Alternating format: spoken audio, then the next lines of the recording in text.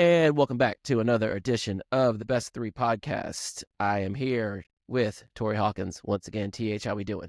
Doing good, Alvin. Good morning. It's an early morning today, and I It know is early. It's usually we're on the late night on the night train. You know what I mean? Yeah. And so it's good to be on this early AM. I got my coffee in hand, and you know what I mean. We'll see what we can do. Yeah, I'm fully caffeinated on this end, so I've already switched over to water. But it's the Australian Open just wrapped up, so this kind of leaves us in a bit of a weird I call it at home jet lag. I've been getting up pretty early. Yeah. Sometimes earlier than I want to, and now it's somewhat automatic. There's no tennis to be watched, but my body is ready to consume. Right. But that's a good time for us to chat then, I think. 100%. Been some great tennis, man. Been some great tennis. I know we want to speak a little bit about Madison Keys, and I thought, oh yeah, we do. So proud of her, man. I recall, and I know you had mentioned your, I'm going to say fandom slash hope that she had done well. And I remember saying in a previous episode that if there was anybody that could go toe to toe and actually out hit or strike, it was Madison Keys. And I was looking forward to that matchup. I was curious how she'd match up to Iga, but I was not at all Madison playing her best. I was not at all surprised. And I was pleasantly surprised that she brought even more, I feel, serve +1 against Arena. And let me just say this at the outset. Tennis needed that. Tennis needed Madison, top 2 player in the world from, what was it, 2017 when she got to the final US Open 2017. Yep. Right. Tennis needed, Arena needs her counter, her bizarro, so to speak, in these days, because only then do you really get tested and really round out your game. If she's just constantly working on attacking, hitting through players, you kind of need that. I go back to the Serena days when she had Capriati that could handle her pace. She had Lindsay Davenport that could handle her pace. These players, while they were not necessarily as offensive as she was in everything, they made Serena play counter-punish, which really helped define her game. She could go through anybody else. She couldn't go through Lindsay. She couldn't just blow through Sharapova. She had to strike and go toe-to-toe, and those are some epic battles. So Arena needs a Madison Keys. She needs these players to come through and be ready to go and battle her, not just in a way for her to be patient and pick her spots. No, if you don't bring a girlfriend, I will. And that's what I, on a personal coach's note, felt like long-term, that's a great win for Maddie, but a great win for women's tennis. Arena will actually improve as a result. Of course, Madison's now in the conversation, as she always should have been. Hats off to her and Bjorn and the rest of her team, her parents, everybody, for the belief in her. But I want you to tag in. But I was so, on the bigger scale, very, very happy to see that for tennis in general. Yeah, and I think, for tennis in general, especially let's start with the American market that we're in, right? We like to see the same people kind of show up in the later rounds of the big tournaments that we're watching on TV. And so Madison's kind of been in the zeitgeist for a while now. I think people know her. Tennis fans definitely know her. But it's, Arena has had Iga for the last 2 years, and what they've been doing in the 1-2 kind of battle has been fantastic.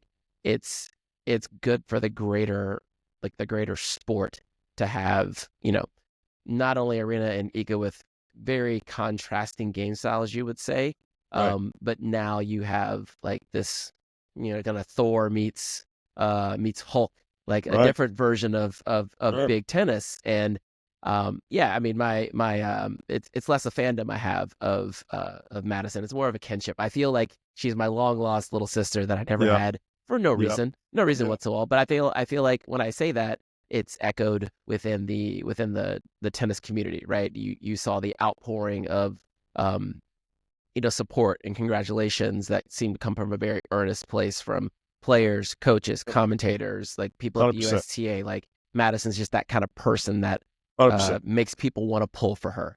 Because I think she comes by it honestly, and I feel like she really wants you to be a part of her journey, and she wears it on her sleeve. And I shed tears during the final, Mm. but not only in the final, but also in the semi. Like the semi against Iga was a hell of a match, man. It was. It was It a hell of a was. match. It had And some Edith threw everything at it, from the she bathroom did. breaks to the to a little bit of gamesmanship. I mean, to just all out grit and fight, which to me made it even more worth it for Maddie.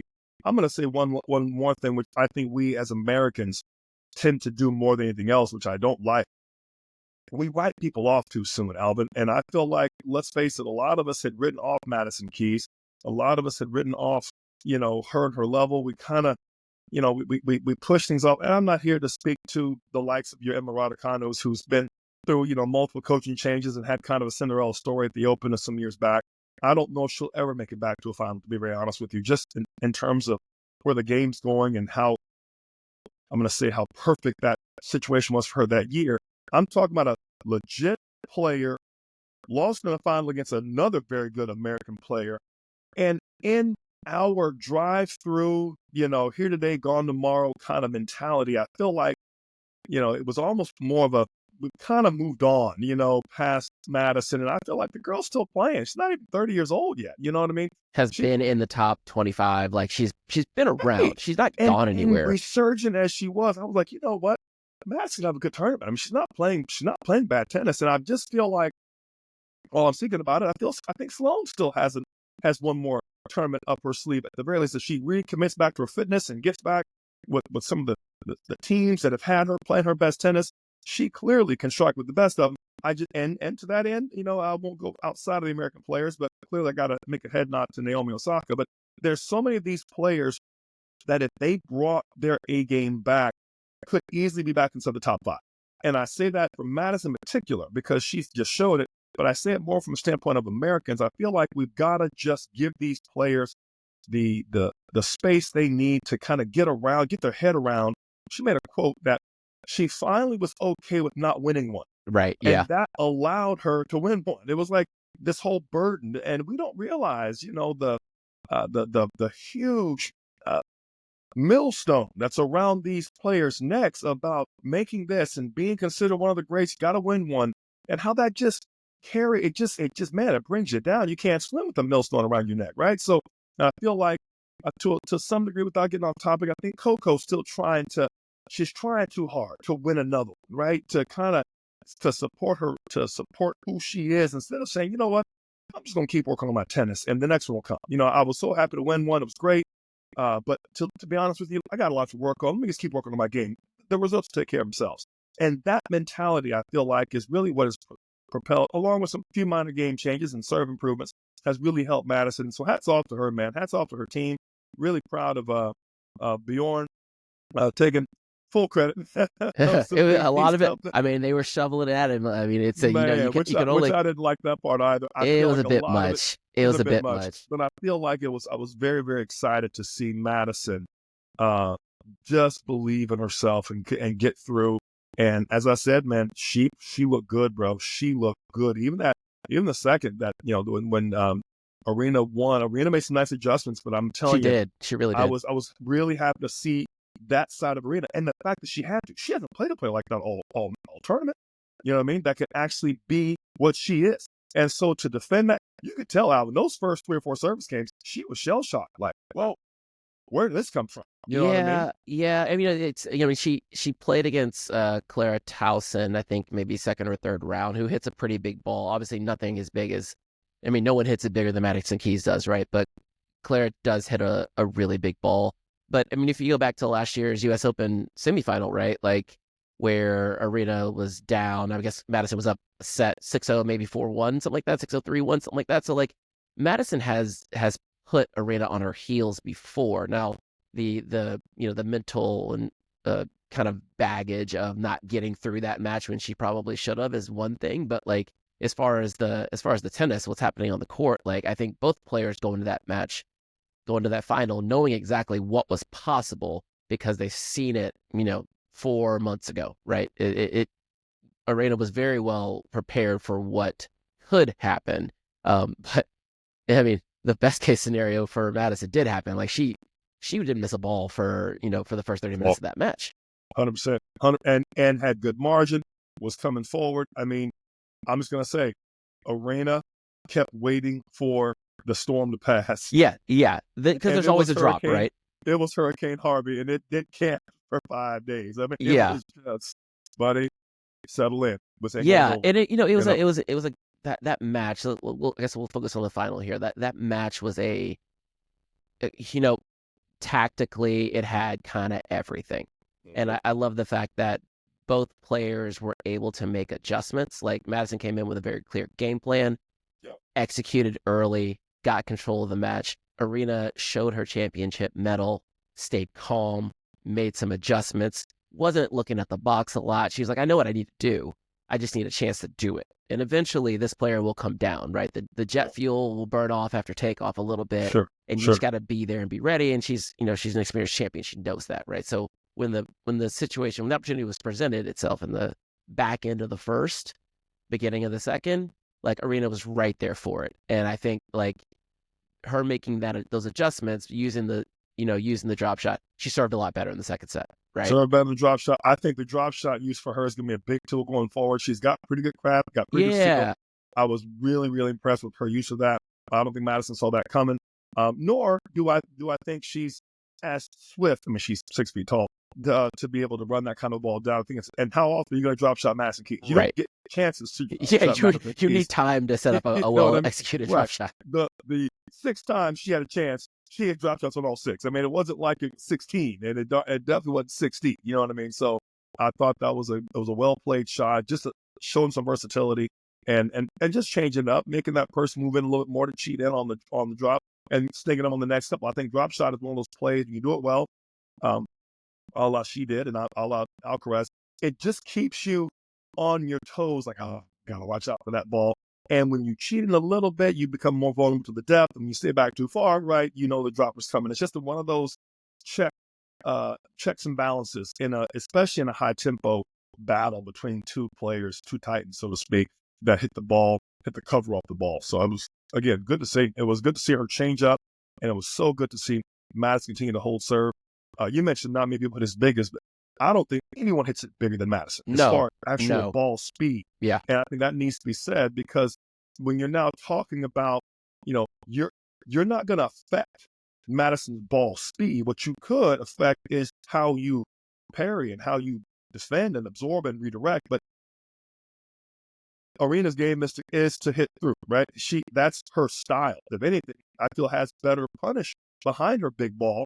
And I feel like that's also something that I've been waiting for Madison to accomplish is, where is her finish? Where is in coaching world, I look at a player who has an aggressive baseline game.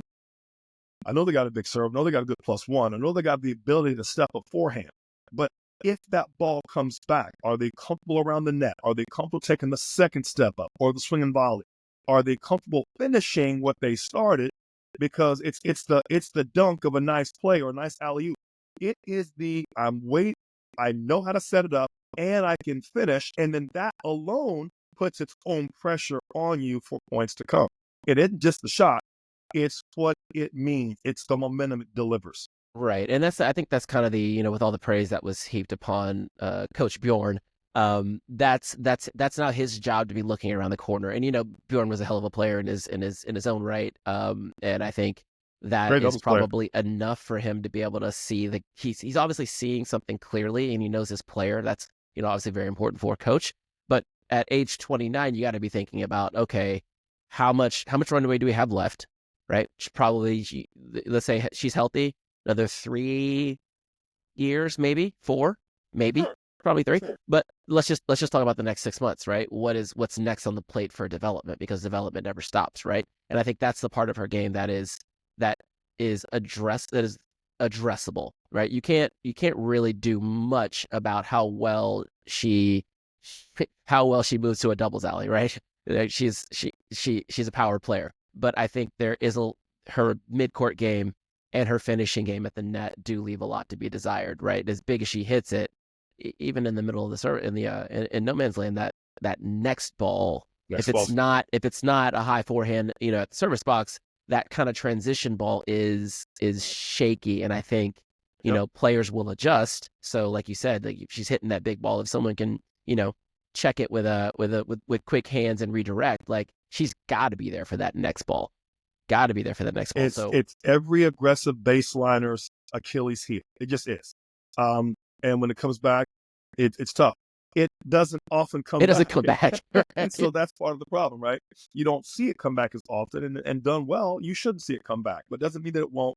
I think, I won't go into Zverev and my main man Sinner, too early. But that was another piece of that match. I felt like when that ball comes back, you start to kind of see, that they just don't see that come back that often. So hats off to her.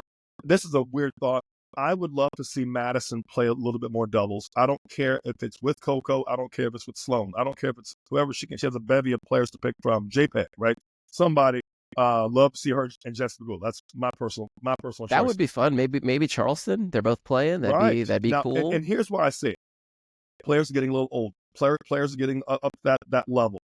The serve and the return, I don't think anybody serves and returns perhaps better than those two on the American side of things. You arguably could put Coco in that mix and a few others. But as far as on the older side of the players, that generation, I would love to see the two of them extend their career a little bit. Frantangelo's found a way to extend his career was with a lot of doubles, not quite as high in singles as the American population would have hoped, but his doubles has gotten really good and did a nice job. And I would love to see, personally, him work that side with her, extend her career a little bit. I think doubles is a bit of a loss. This is a weird tangent I'm going to go here. Please go. A lot of the players are unknown. And so therefore, you don't follow the doubles as much because you don't know who they are. In my days growing up, Alvin, we had a guy by the name of John McEnroe, which everybody may or may not have heard of. But you didn't necessarily have to know who Peter Fleming was. You just knew that he was John's partner. You come up through those next few years, and there was a guy by the name of Ken Flack. And you didn't necessarily, you heard about Ken and his younger brother Doug, but man, Flack and Seguso were fun to watch in doubles. And then we had these two guys by the name of the Jensen brothers, and so on and so on. And then we had these two guys named the Bryans, who happened to be twins. And it was just, well, what am I getting at? They were identifiable. And you started watching doubles because you knew they were. The women's side, very similar. Martina and Pam. Who didn't want to watch Martina and Pam out there on the court? And you knew how lefty-righty and, tall one and a little shorter one, and one had the great hands, one had the big serve. It was just fun doubles to watch. So I say that to say, sometimes I was just watching some of the doubles final. It's just, there's no offense on any of the good double specialists that are out there, but you just don't know. And I feel like there's a bit of a loss. I bet you in the Olympics, when Nadal played with Alcaraz, I bet there was more viewership in that match when they played. Oh, yeah. Was it Ron, at the Olympics. Who did Ron play with? Was it Bill? Who did he play doubles with? Who did Ross play with? I'm trying to. Did he play with Taylor? No, Taylor played with Tommy. No. Lefty. American lefty. It'll come back. It's all good. Anyway, it was but that match showed just how, we know Rafa's not a doubles player. We understand that, but so did because hey, dude, it's Rafa. I want to watch. Even I remember, was it Labor Cup? Maybe a year or two ago when Fo and Sock were playing against Rafa and Fed. Right? Yeah. You love watching that. I mean, these two aren't doubles, and they don't play doubles together. But you watch because, what what these guys can do. Now you give relevance to how good these other guys really are in doubles over that. So that's a side tangent to me, but I wanted to mention it because I feel like it needs to be said. Austin, Krajicek. It was just something I feel like I wanted to mention because I feel like we've kind of gotten away from, in my opinion, some of the players playing both. And I get it. They need to save themselves for singles, especially in these. But I also feel like doubles is kind of going down. And these players, especially players like a Madison that are getting a little older, people want to watch and they want to see it, but they want to see a familiar face. They want to see a familiar face. And you don't get enough serve and return practice. Play more of a limited schedule, but add more doubles to me. And I think money-wise, I think the slams clearly are gonna be profitable to some of these 500s and whatnot. But I also feel like it's something that the fans want to see, and you can really appreciate how that might extend the career just a little bit longer. So that's just my sense and hope I see it. The doubles aspect of it, and obviously you have more experience watching, a longer, bank of doubles than I have. But I've noticed in the last, like, let's call it 6 years, you are seeing those players before they pop, right? Like especially primarily on the women's side. So on the men's side, you don't see it much, but on the women's side, like you had Pagula and Golf playing together pretty extensively, up until like last year, and then you had like before Arena became Katie McNally, Arena, yeah, and right? Katie, well, yes, Katie McNally. Well, I was gonna mention her another time, maybe not today either, but how she got direct entry into the Australian Open first round, I have no idea. So, but then also like Arena, she used to play with, I believe, Elise Mertens, right? Yep. Is that correct? Was it Mertens that she played with? Yeah, I think so. But this is before she became Arena, right? Before she became a player who's going to be in the last, 2 days of the tournament pretty consistently. So, I think it's happening before the people become who they are. I think that's probably part of the problem, and I think the women do a better job of it than the men do, especially at the Grand Slams. And obviously, the work load time on court is more of an issue when you're talking about Grand Slams at best of three versus best of three, versus best of five. So I think it's there. The opportunity is there. The ask is probably pretty. There's not really much in it for the top men, if you will. Sure.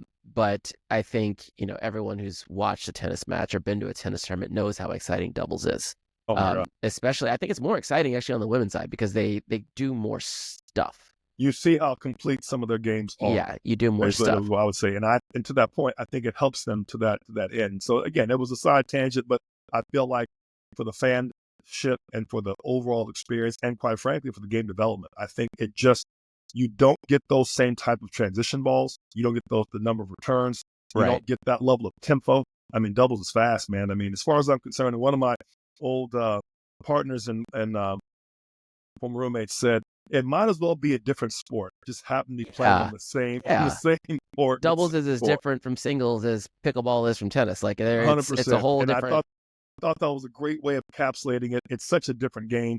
Everything about it's a bit different, even though obviously it has a lot of similarities. So anyway, with that being said, I feel like the top players we are the losers for not watching them or being able to watch them at some high level. So with that, I know we can move on. No, well, I think it's important though. You mentioned something about the doubles that one of the benefits for singles players playing doubles is the reps of one serving under pressure, two returning under pressure, right? And some of the big changes or kind of points of emphasis that kept coming up when talking about Madison Keys was like, we'll kind of go in reverse order here. It's like last year during clay court season, she changed from a hybrid poly gut to straight poly, right? Straight poly. To start pulling the governor on some of those big strokes, right? And I remember watching this probably Madrid, I believe, when this came up, and she was raving about it, like, oh, this is fantastic. I don't know why I didn't do this sooner. Okay, that's one. Two, back in the last year, she starts experimenting with a new racket, right? And that was very obvious. They talked about it a lot during the broadcast, right?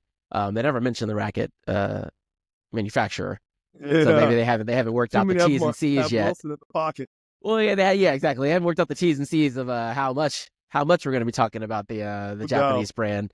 Wilson's lawyers are sitting there. Yeah, it's like, no, we can't say it. You can see we can say it, but not say it. But I think the last part, and I want to talk about a little bit about the racket before we change over to the men. But the last part that they talked about a little bit was Madison and Bjorn working extensively on returns of serves between matches. And this is something that you and I talked about in previous episodes. We talked about it ad nauseum at this point, but like the biggest weapon in the women's game is the return of serve, and the biggest liability being the second serve specifically. For sure. So in matches, and like, her last two matches, I would say Madison did those two things extremely well. She served fantastically.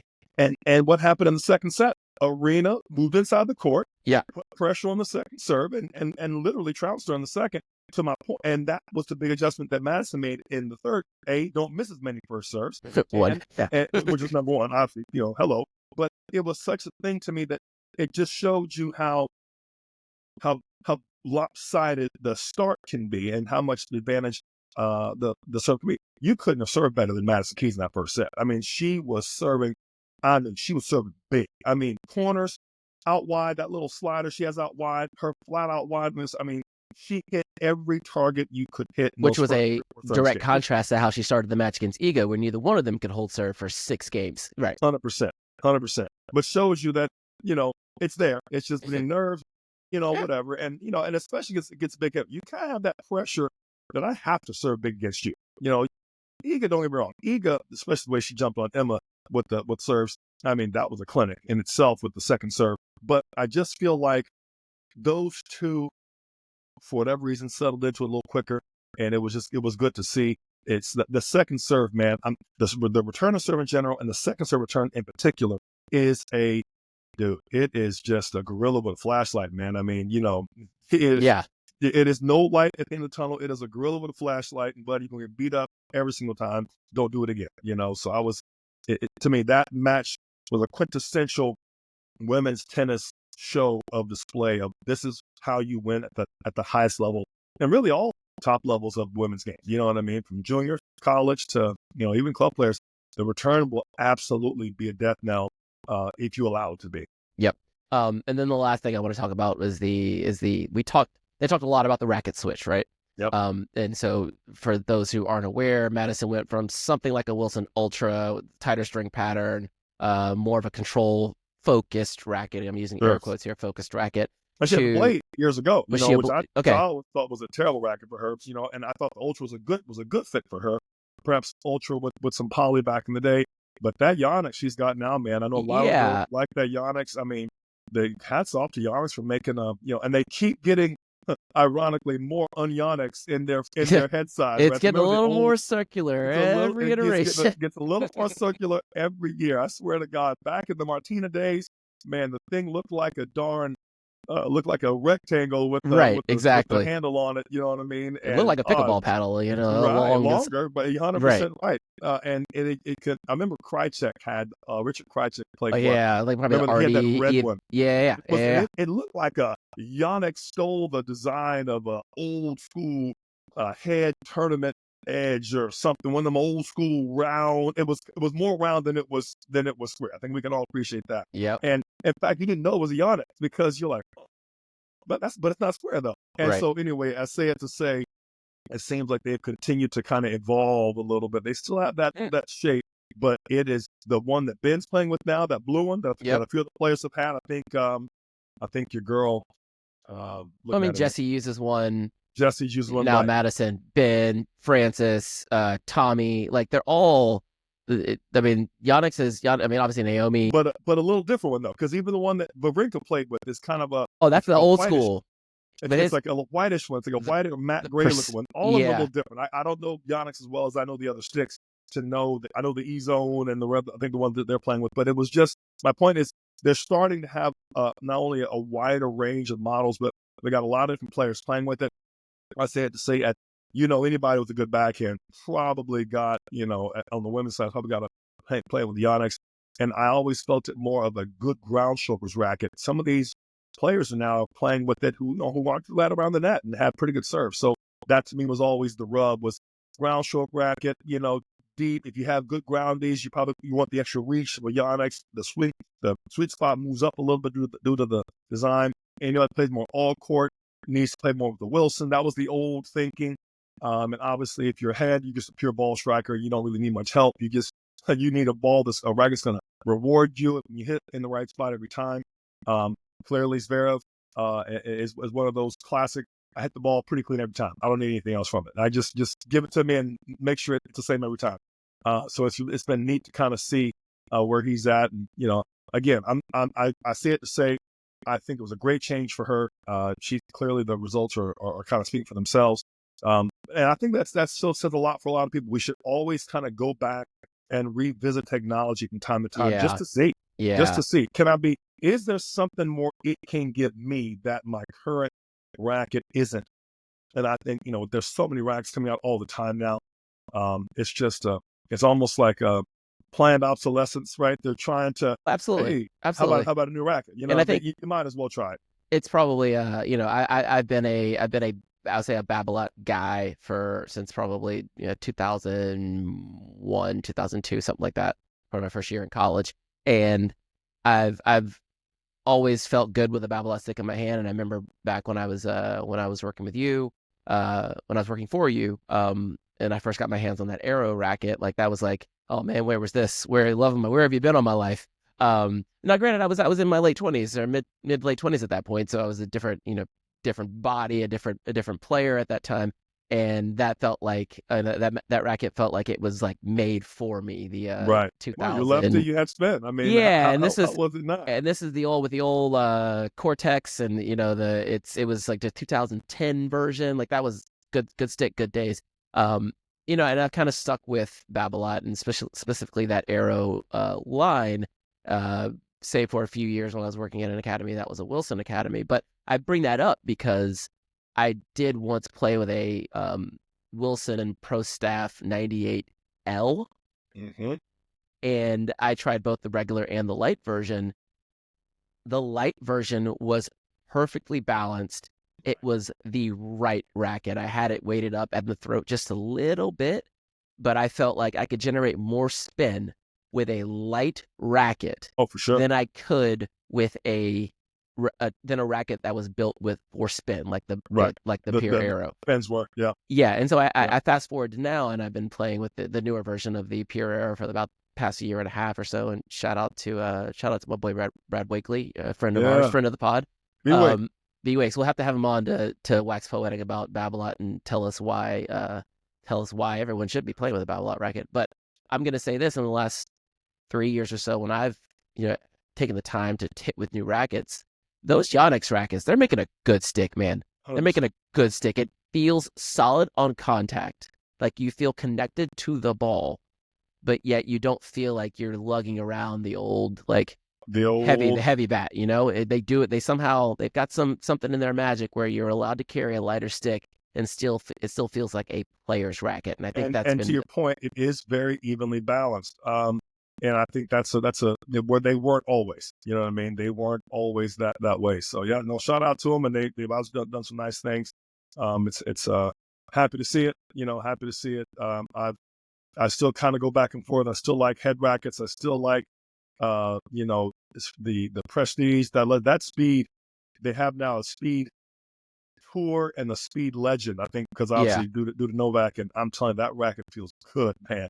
The head speed, good lord, it's a good racket. Yeah. And the The Wilson Gravity's a nice Ultra, racket too. The head right? Gravity's a The good racket. Gravity's a very good one. Gravity Tour.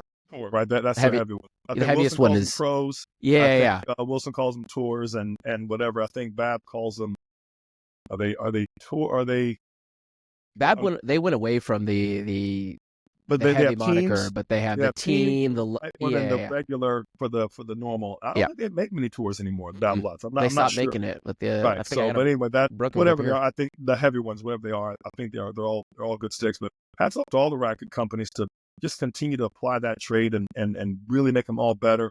I felt like Wilson got a little gimmicky there for a little bit. They got a little spin this and open string pattern and blah blah blah. And all it did was make you break strings a little faster, in my Oh boy. opinion. I mean, you were breaking strings every day. I mean, it was like, oh yeah, notice the span. I'm like, yeah, notice my stringing bell. You know what I mean? But um, with all that said, I think it was a great switch for her getting back to Madison.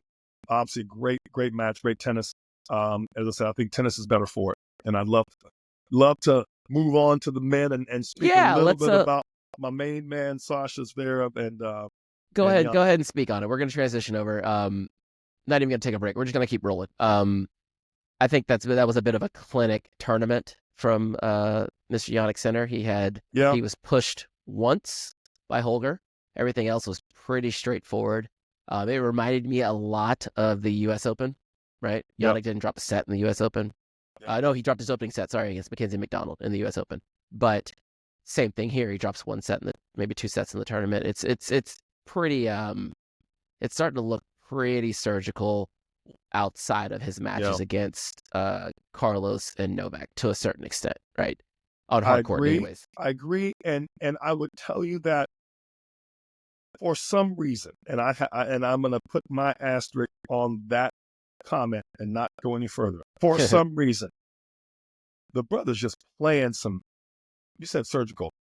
The precision that he has on serve percentage, return depth, And his ability to get out of trouble on that first ball that you run him with are unparalleled. The biggest ball, all the guys have big serves, and the best guys have great serves to spots when they need it. You can't argue enough with Ben Shelton, and as far as the youngness, the youth of him, and how live his arm is. I want to say, didn't he beat Ben in straights? I mean, He he did. just Yeah. has the ability, and I want to say it was like, what, a breaker, and then like 2 and 3 or something like that. Yeah. After Yeah. it It was fell kind of apart going pretty away. quick after that. And Ben's got a cannon. I mean, an absolute Megatron cannon on that side. And you're like, dude, I actually felt that helped him in this match against Zverev, because in the opening few games, Zverev served pretty well. But I think Jannik was just used to that. He had that ball already, and he had just seen it. Like, dude, you're not going to serve much bigger than Ben. I handle Ben's serve. I think the thing that I want to speak to more than anything, Sinner has depth on his return that is unparalleled, Alvin. When I tell you his ball is probably within the back 6 to 8 feet of the baseline on a return. So he's taking your 130, 135 mile an hour serve to a corner and hitting the ball back within the back 6 to 8 feet of the court. That is phenomenal. It's not just that he makes the return. It's that he hits the ball back so deep to you. And mind you, he's back 8 feet himself off the baseline. It's not like he's Novak taking the ball early, absorbing your pace and redirecting. Right. He is back hitting it. And I feel like there's a lot to be said for a lot of his return. His return's traveling 80 some odd feet, and he's giving it an absolute rip. And now you're in a sense where if you don't have great footwork and great anticipation, you're not looking for your ball to come back with that kind of speed. And therefore, that alone either rushes your first strike or it makes you short hop it, which doesn't get the same penetration. So there, to me, is why he's breaking. Years ago, when Novak was so good at it, he was taking your return so early, you didn't have time. Years before that, it was Andre Agassi, who would just rifle a return kind of where he was. But Agassi he also missed quite a few returns for taking such a big cut at the ball. Jannik has kind of morphed the two. He said, look, I'm going to go back bigger. I'm going to rip through. I'm not going to roll. Nadal would roll and go heavy and reset. Yeah, back up, roll, reset. Yep. He's found a sweet spot to be just far back enough to rip, but not have to roll, and be not so far up on the court to not give himself time, but he can still rip the ball. And that to me is the one piece that no one's really talking about, in my opinion, tactically, that he is so much better than everybody else. You just can't unless you ace or hit a service winner, you just can't hold as easy as you would like. And over the course of a service game or a set, you have that eerie Jaws music in the back of your mind. Here he comes. You know what I mean? Every time, and know it's hard and harder to hold serve. Yeah, and I think there's two things you mentioned there that I noticed. One I noticed, and the one you brought up. He does sometimes. He will back up. He did back up against Ben. He didn't back up so much against Alexander, but he did back up against Ben. But then he does this thing where he'll hit that return, especially on the ad side, right?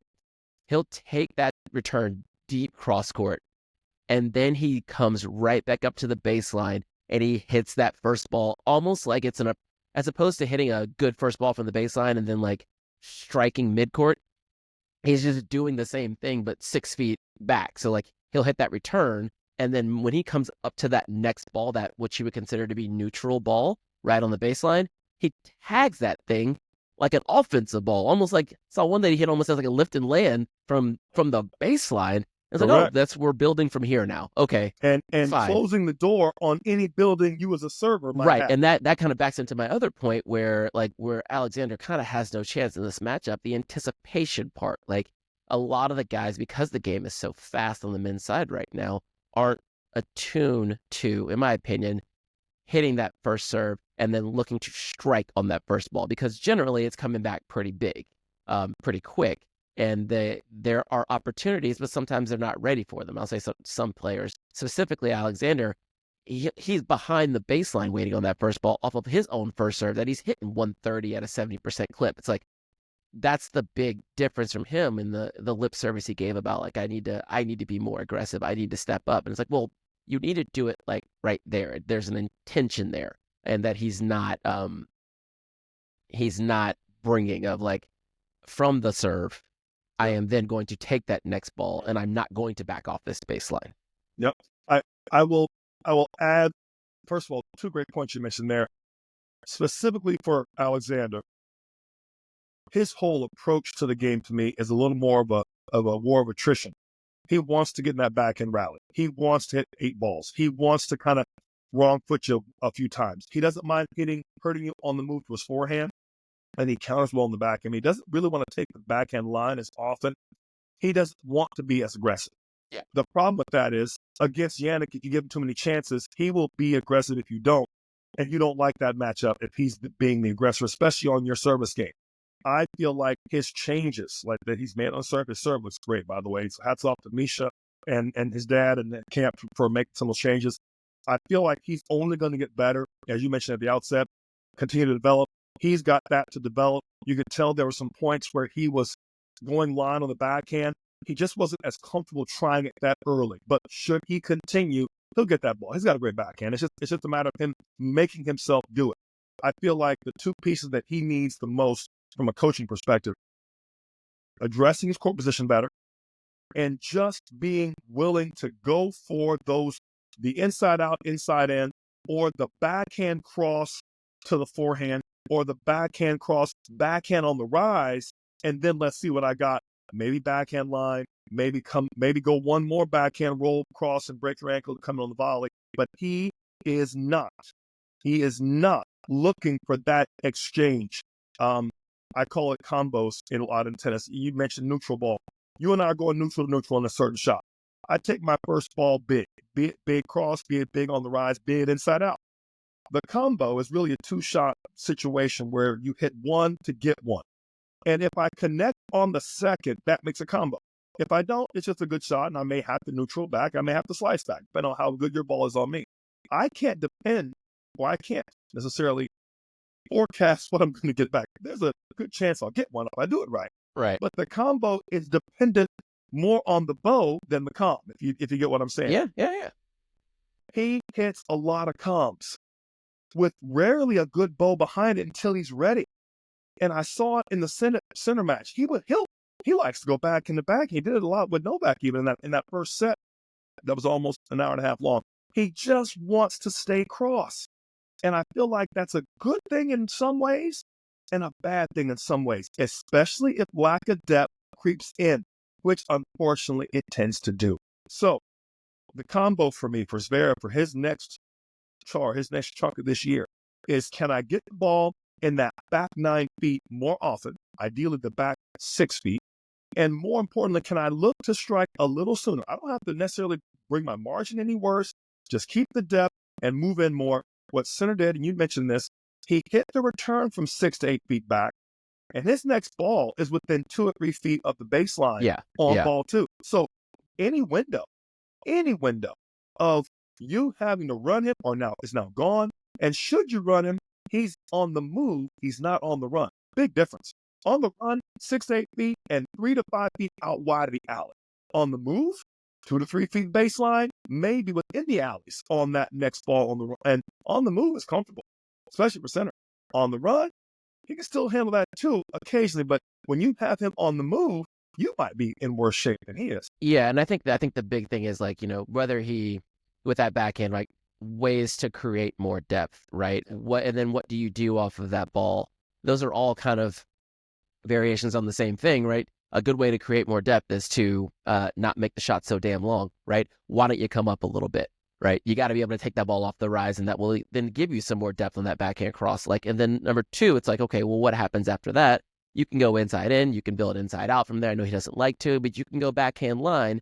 But again, you don't want to be picking that ball up and going backhand line. You want to be driving through that ball going backhand line, which again means you got to come up, which all comes back to the anticipation part, right? You got to be looking for it, building for it. And, that's kind of it's a very thin line between the winner's circle and clapping from the back. And I think the thing that is, it's hard to argue with his results. The man is 2 in the world. He has, he did final the French Open. He did, final the Australian Open. But just because the line is thin doesn't mean that the line isn't there. There is a clear line between those who can win Grand Slams, those who are willing to take it. And in this space we are in right now, that is a 3-man circle, and one man is limping his way out. Right. And that doesn't mean that there's room for 3, that Alexander's just going to assume the position. He's going to need to force his way in with a little bit of intention. And, 100%. We've talked about it before, say it again, these things aren't given to anyone. I do think he can win one. I just think he's going to need to full on sell out and commit to what it takes. Yeah, just what it takes. Taking that ball early, getting and he should put on his back court, on his practice court, wherever in Germany or wherever their home base side is, put that Melbourne superimposed, and every time he's on it, there should be he should have a shot spot that is telling him, oh, hang on, I'm on it again, and make him stay within that, and put a bunch of steel pokers and pikes and pails all pointing at him if he backs up at all, and just have Misha back there poking at him. Move forward, Sasha, move forward, and have him hitting that ball. I'm telling you, the kid is fun to watch. Quick side note, I love his defense of Novak after that match, when the crowd, some of the crowd, not all, was starting to boo a little bit. Novak's easy to boo. We all know you either love him or you hate him. Yeah. But he was so quick to come to his friend and fellow competitor's defense.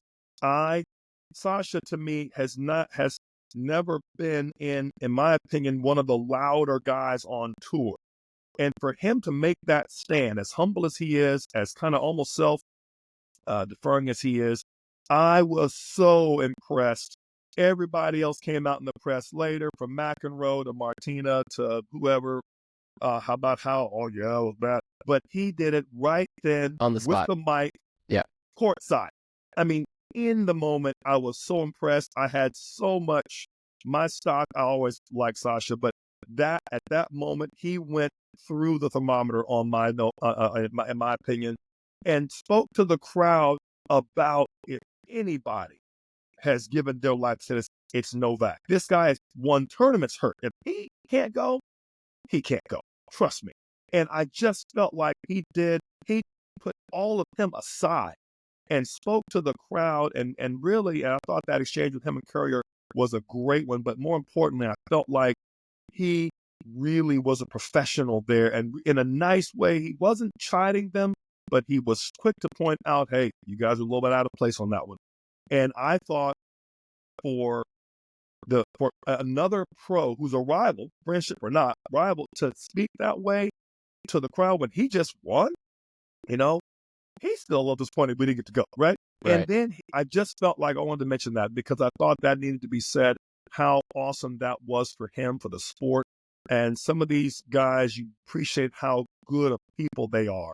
And just you could just tell there was some good home training there. It was just a great comment in the moment that you couldn't have crafted. He didn't have a day or two to think about his response on social media. It was right then, right there. It was pure. It was honest. It was well delivered and timely. But most importantly, it was real. And I just wanted to make that point. Hats off to you, Sasha Zverev. That was a great, great response. While still being respectful to the crowd, was very quick to point out, hey guys, no, we can't do that. This is one of the greats of the game. Yeah. So it was big. Yeah. And I thought this was a good time to maybe share my own personal funny Sasha Zverev story. But I'm not going to. I'm going to save it. I'm going to save it. I'm going to save it. It's a good one. I think about this story often. I occasionally will text my boy Mahir Kumar to laugh about this story, but I'm not going to share it today. No, I'm not. You're leaving. You're dangling the cliffhanger. I love it. We're gonna leave it there. We're gonna put a pin in it. We're gonna bid farewell to my favorite city in the world, Melbourne, Australia. I love that place. No place I'd rather be in January of any year. And it was fun to kind of share it through this lens this year. This was a lot of fun, and I think we'll get better with how we look at tournaments and whatnot moving forward. But it also allows us some space between this one and the next one to kind of talk about the stuff in tennis that we want to talk about. Right? We got some cool stuff coming up for the people in the next few weeks and months that I'm excited about. I know you're excited about as well. But yeah, thank you all for rocking with us. Let us know what you think. And until next time, Torrey, always a Alvin, pleasure. always a pleasure, brother. Always a pleasure. Look forward to it. Absolutely. All right, guys. Peace. Hey.